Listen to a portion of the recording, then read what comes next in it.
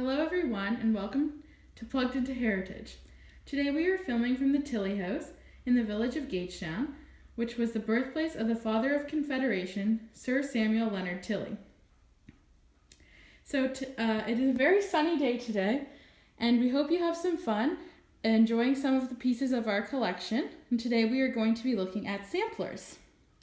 So please like and share this video. And of course, if you have any questions, please feel free to ask them in the comments and we will be sure to follow up. I'm Victoria Matthews, and joining us today, we have President of Queens County Heritage, Bruce Thompson. So Bruce, what can you tell us about these samplers today? Well, thank you, Victoria, and it's exciting to show other pieces of our collection today. And these are pieces that normally aren't out on display very often, so this is a chance to show them. So a sampler is a work done by a young girl when she was 7, 8, 9, maybe 11, 12 years of age, to basically show off her needlecraft skills. And these have been done for centuries. They sort of fell out of favor in the 20th century as the roles of women changed and the types of things that women were doing in the house. Samplers started to sort of fall out of favor. Now there's still a lot of people who are doing needlework and cross-stitch today, but the idea of doing one of these old-fashioned samplers is quite rare, for sure. So we have a series that are out here on display, and we're going back in time over 250 years today. And one of the great things about working in a museum is that you get to work with these wonderful objects that tell a story. And when you collect something in a museum, you want to know who made it and when and how they used it. And one of the great things about these pieces of needlework, the samplers, is that they always tell us, most of the time at least, who made it, when it was made, and then the use of it. That's part of the story that we have to figure out. So a sampler is a good indication of the role of women's culture in the 18th and 19th and early 20th centuries. So the role of the sampler was connected to your social status a little bit. So if you were from a wealthier family, then a sampler was designed to show your needlecraft skills, and it was more of an artistic endeavor to show off. Your parents would show it off, your family would show it off as, look at the beautiful stitches that my daughter did, look at her lettering, look at the numbers that are done, and isn't she growing into a woman of refinement because of the stitchery that she does. On the other end of the scale, if you were from a poorer family and you had the materials available to you, a sampler was an indication of your skills. It was basically your resume, because you could find employment as a seamstress. So your sampler was showing the skill that you would have in being able to fulfill domestic work in the future. If you're from the middle class, then it was sort of a combination of both. It was a way to show your needlecraft skills. It was an artistic piece, but then it was also a way for women to learn their letters, learn their numbers, which was important when it came for a middle class woman when she married, to be able to look after the household, keep track of her linens, which would be one of the most valuable pieces in the household. So that was sort of the range of purposes for these. They did serve a huge educational component, as I already said, about learning letters and numbers, and they were also a reflection of the family's virtues and what they thought was important, the values of the family. So the sampler would often include a little poem or a little verse, And it would talk about the importance maybe of education, of learning to read and to write. We have an example like that. It would talk about the blessings of God as well, so that they would be a spiritual person. We have quite a selection here, and as I said, we're going back 250 years. The earliest piece we have in our collection is this little sampler on the corner, and it was made by Sarah Linds. And you can catch this, Victoria. I'll put my finger down here so you can see her name.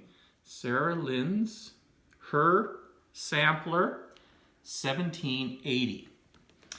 So the sampler itself this year is 240 years old, but we also know when Sarah Linds was born, which was in 1768.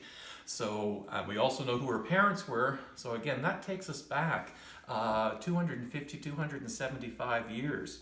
So we should look so good when we are 240 years old. Now this one is a little small compared to the other ones that we have. The background is normally a cotton or a linen ground, and then wool, cotton, and if you're very fancy, some silk threads would be used. So again, you have a variety of fancy stitches. We have our letters, we have some numbers, and then down here in the corner we have this lovely embroidered floral arrangement of bouquet of some kind. Now Sarah Linds, we know a fair bit about her. Her parents were pre-loyalists of Nova Scotia. So this actually has Nova Scotia origins as opposed to Queens County, New Brunswick. Who were the pre-loyalists? Well, the pre-loyalists, they were the settlers who arrived in Nova Scotia after the 7 Years' War, and maybe a little bit before that. So they were before the loyalists, but after the colonists that were in the present-day United States. So that's where the term pre-loyalist comes from. We had pre-loyalists here in Queens County as well early on, but that was before Queens County existed, before New Brunswick existed. So Sarah, she grew up in Nova Scotia, and she married and had several children. But the interesting thing about this sampler is that it actually descended through her sister's family. We have no idea exactly why it left Sarah's family and went through her sister's family, but that's what happened. Whether it was a favorite niece, or her sister was very special to her and she provided it that way. But it descended through her sister's family, and the donor to Queens County Heritage in 1967 was a 3 times great niece of Sarah Linds. Just above it, we have another sampler that is part of the same family that descended from Sarah Linds' sister's family. And this one has a few condition issues. It's pretty stable, but it has lost a lot of its stitches. We can get a sense of some letters, some numbers. There is a little verse here at the bottom that we can't quite make out yet. But we do know that it was made by Abigail Woodworth in the late 1850s. Again, we know she was born in 1846, so if she's doing this when she's 10, 11, 12 years old, we know it's done sometime between 1856, at the outside, maybe 1859, 1860. And it was Abigail Woodworth's granddaughter who donated both of these samplers to us. So that's really good solid provenance when you have a family member who can attest to them. So Bruce, what was the difference between a sampler and, say, another piece of needlework? Okay, it's a really good question, and I have this example here that sort of stands out as a more modern 20th century piece. But a sampler, again, you can tell by the type of material that's used, but a sampler was to show the letters and numbers, the needle skills of someone very young. More typically, embroidery or another piece of needlework that's later done by an adult then it's just simply a needlework. So we have an example here of something from the 20th century, and we believe this may have been done by Mary Ann Gray Oddie, a journalist and historian here in the village of Gagetown. And this is from the interwar period where it talks about there'll always be in England, so it's a wartime piece. But you can tell, even though it has letters on it, it's not an educational piece like these other pieces. So that's the difference. Oftentimes whenever people see any type of needlework, they think it's a sampler. Well, no, it's not quite like that. A piece done in maturity is simply a needlework, whereas the sampler, again, is part of this girls' education. Would the samplers have been made from scratch, or would they have used patterns? Another really good question. The early ones, and I'm talking 18th century and before, would probably be made from scratch, in the sense that there wasn't a pattern like a modern day quilt pattern or a knitting pattern or a weaving pattern that we're used to. They could look at, the girls could look at their mother's samplers or their cousins or their aunts or whatever to get an idea of, oh, I want mine to look like this. So that they would have patterns in that sense. It wasn't until the early to mid 19th century that official patterns for samplers began to develop, where you could acquire them and be a lot less guesswork in something like that as well. Do you have any other samplers we can show? We have lots here. So the next three that we're going to show are actually from 3 generations of Queens County women. And the first one we have, again, it has faded quite a bit. Hopefully you can get a good shot on it. The stitches are still there, but this had been made into a pillow at one point and had suffered some sunlight damage, which faded the colors. But on close examination, we know who made it, and her name is right down here, Ruth Shaler Peters. And she was born about 1797, and at the very bottom, you can see that aged 9 years, November 1806 is when this sampler was made. So making something like this at the age of 9 is really quite accomplished. And this again is a mixture of wool and potentially some silk threads are part of this one as well. Well, Ruth Peters, when she became of age, grew up about 1815. She married Abraham Merritt at Hampstead, and in 1819 they had a daughter who was also named Ruth. But in 1819 we also know that Ruth Peters Merritt passed away, and we haven't quite made the specific link, but we think it probably had to do with the birth of her daughter, which was common at that time for women to have complications in childbirth at the time of the birth or following.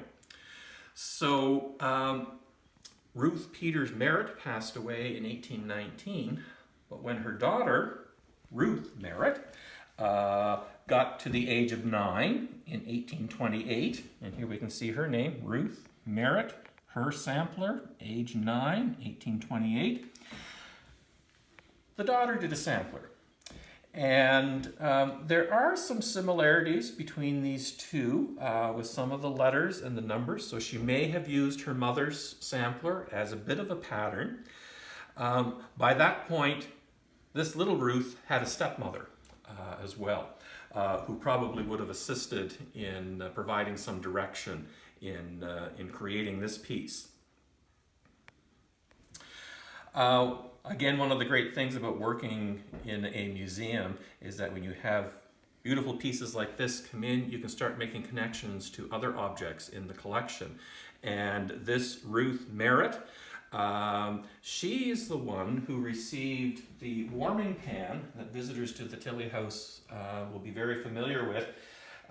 She received it from the Merritt family, and then it descended through this Ruth Merritt's descendants until it came to us. So it's always exciting when you can make those links with other parts of a story. So this Ruth Merritt, when she grew up, she married a Clark, and she had a daughter, and her name was Phoebe, and she did this sampler. And here you can see Phoebe Elizabeth Clark and her age, and this was done in 1848. Now, when we were asking about patterns before, you can really notice the similarities between Phoebe Clark's sampler and her mother, Ruth Merritt's sampler. If you look at the border here and here, it's this block, same block that is being used. And the basket of flowers that's here is very similar to the basket of flowers that's being used over here. This one is really exciting because it shows a house in the middle of it, whereas the others are often flowers or maybe some birds. This one shows an actual house. What the house is, we don't know at this point. But it's really exciting to have 3 generations of the samplers and to showcase the changes in the work and also the similarities with them as well. The next one we have is by Sarah Elizabeth Tuck. And this was done when she was the age of 10 in 1842. We actually have a specific date for her. So here we have Sarah E. Tuck, age 10 years, from Gagetown, March the 9th, 1842. Now, it would be very doubtful that she did all of this work on the 9th of March, 1842. That might be the date that she finished it. But again, it has all of the letters in quite vibrant colors. This blue has stood the test of time quite well. The orange on the side in the border. And she includes a bit of a verse here as well. So again, talking about what are the values within the family and the type of thing that's important to a particular family. This is really quite difficult to read, but we have deciphered it a few years ago. Because these pieces are so fragile, they're not normally out on display. We had someone make a couple of reproductions. One of the pieces was Sarah Tuck's sampler, and someone made a reproduction of Sarah Lynn's sampler as well. Can we see them? Absolutely. So here's the reproduction of the Sarah Lynn's sampler. And Let's see it next to the original, maybe. So much more readable. Here's the original.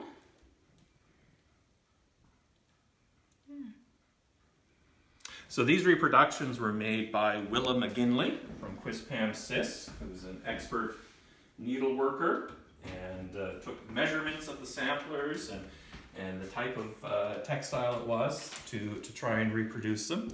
So here we have Sarah Tuck's sampler. So it's a slightly smaller scale because we were looking to create the reproduction, but also kits that people could buy and make their version of the Sarah Tuck sampler. So if you're looking for a gift or something to do in these unusual times, we do have kits available for the Sarah Tuck sampler. So on the reproduction, we can read the verse a little bit easier. So, vain is like the joy we see, and vain what we possess, unless harmonious reason cure the passions into peace. So, a little bit racy phrasing for a 10-year-old to be talking about, things that are passionate and vain and harmonious, but maybe those were the values of the Tuck household.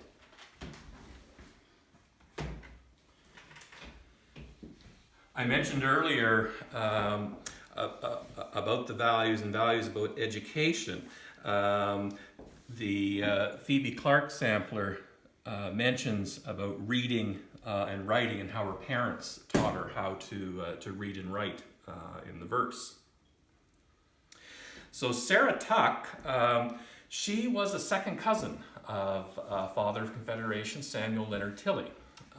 Their grandfathers were brothers, and their common ancestor was their great-grandfather, Samuel Tilley, who actually owned this house, purchased in 1805 from Dr. Stickles. So we were quite excited when a piece of Tilley family memorabilia arrived back in the 1990s. The next one we're going to show, this one has been a bit of a mystery over the years, but as part of this series that we're doing, it gives us great opportunity to do some research. But the first thing I want to show you is, again, thinking of patterns, look at the border on this one. And with Phoebe Clark and with Ruth Merritt, that same block design on the outside. So whether this was a common pattern that was sort of circulating around the county, or whether this was something printed, it's hard to say. But certainly the border, the baskets of flowers are certainly a common theme. So this piece was made by Elizabeth Craft. So we have Elizabeth Craft's work wrought in, and then she ran out of room for her date. It's all scrunched up here on the very end. So for a very long time, we weren't exactly sure who Elizabeth Craft was, but we've just made the discovery that we now know who she is. She is Elizabeth Golding Craft, who was born about 1833, 1834, and she married Robert Akerley, and they had a large family, and that's how it descended through to the donor who gave it to us. They were from the Wickham area of Queens County, so a place that's a little bit different than the usual place that we would collect from, but it also makes the geographic connection between the samplers that are being made at Hampstead by the Merritts and the Clarks to just across the river to Elizabeth Craft.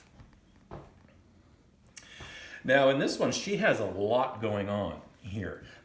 She has her letters, she has numbers, she has signed it, and then she has quite an extensive poem. I'm going to see if I can do this upside down, Victoria, but there is beyond the sky a heaven of joy and love, and then it goes on. So this sounds like someone who placed religion very high in the family.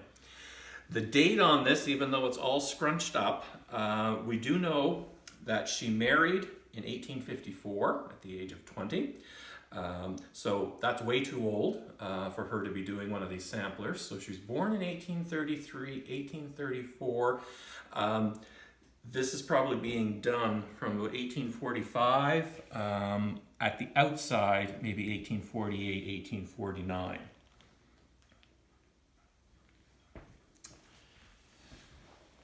So as we move along, the next piece that we're going to look at, we had, Victoria and I had quite a conversation about this morning. We were trying to figure it out, because if you're looking at it, you see a giant blank space that's here.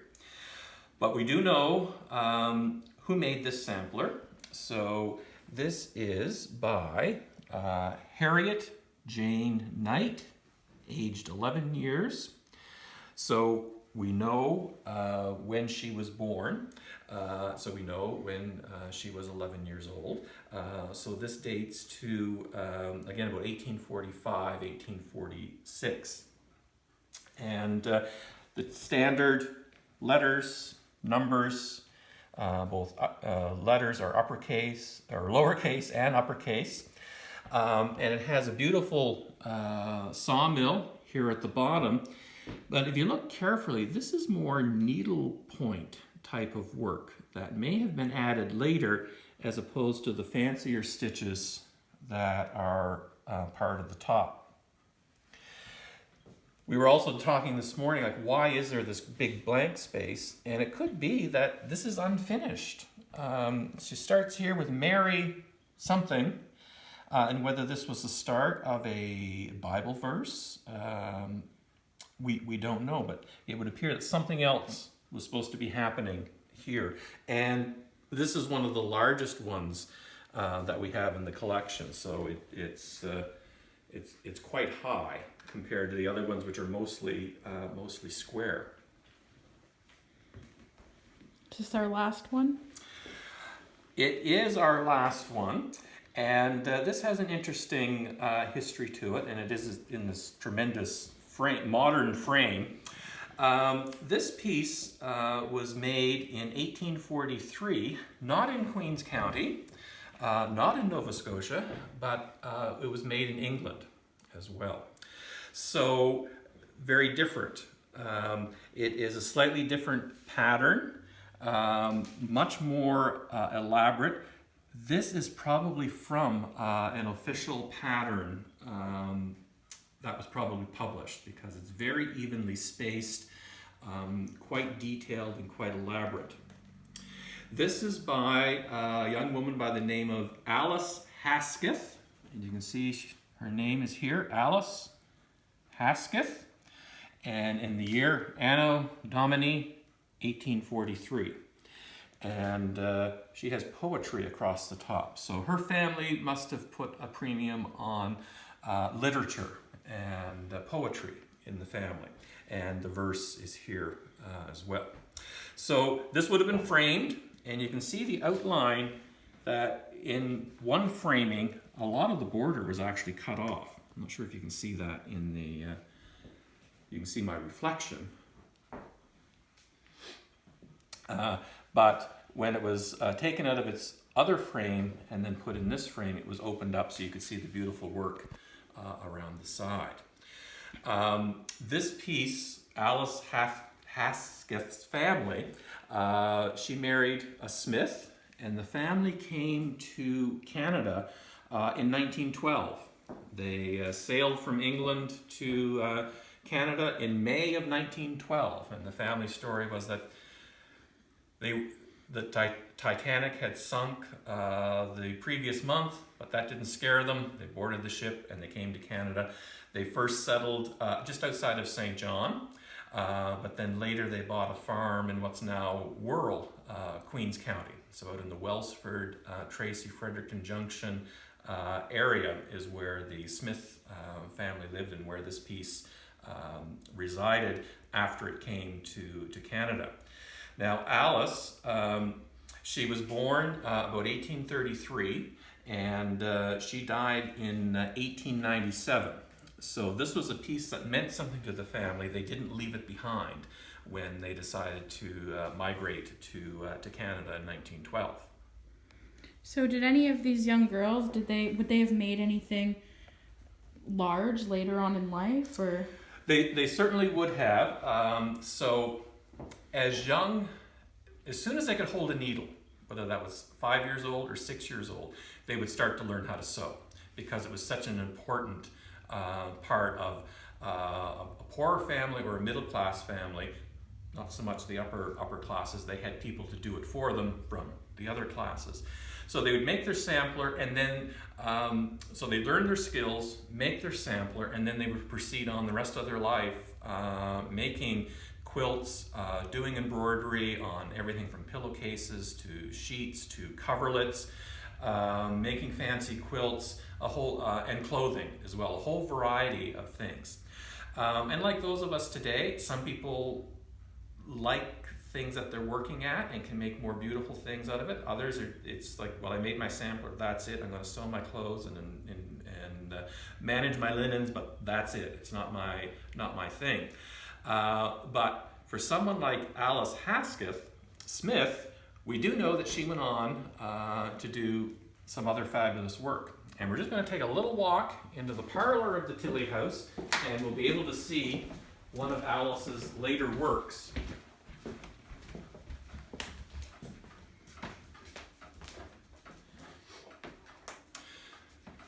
So here on the wall, we have a piece of needlepoint that Alice Hasketh Smith did in the 1860s. So when she was in her late 20s, around 30 years of age, this is a piece of needlepoint that's based on a painting called The Happy Days of Charles I. Now, Charles I was the English king who lost his head in 1649. So he's on the boat with his wife and his children. So yes, these are the happier days of Charles I. So Alice made this piece. It descended in through the family, and they brought it with them in 1912 when they emigrated to Canada. It weighs a ton, something that would probably cost a fair bit of money to transport by ship in 1912. It appears to be in its original frame as well. So this piece meant a lot to the family, and it was something that they weren't going to leave behind. They were going to bring her sampler, and they were going to bring this piece as well. So that covers a lot of our needlework, and speaking of needlework, we have our good friend Lady Alice Tilley here, but we're going to talk to her in a few days, and so that she can tell her story on her own.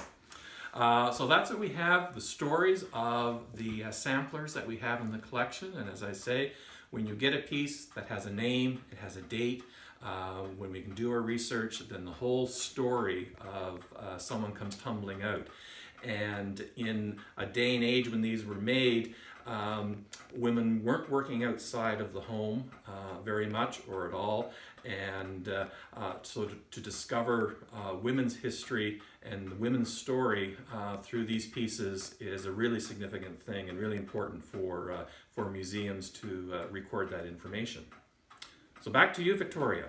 Well, thank you very much, Bruce, and thank you all for watching.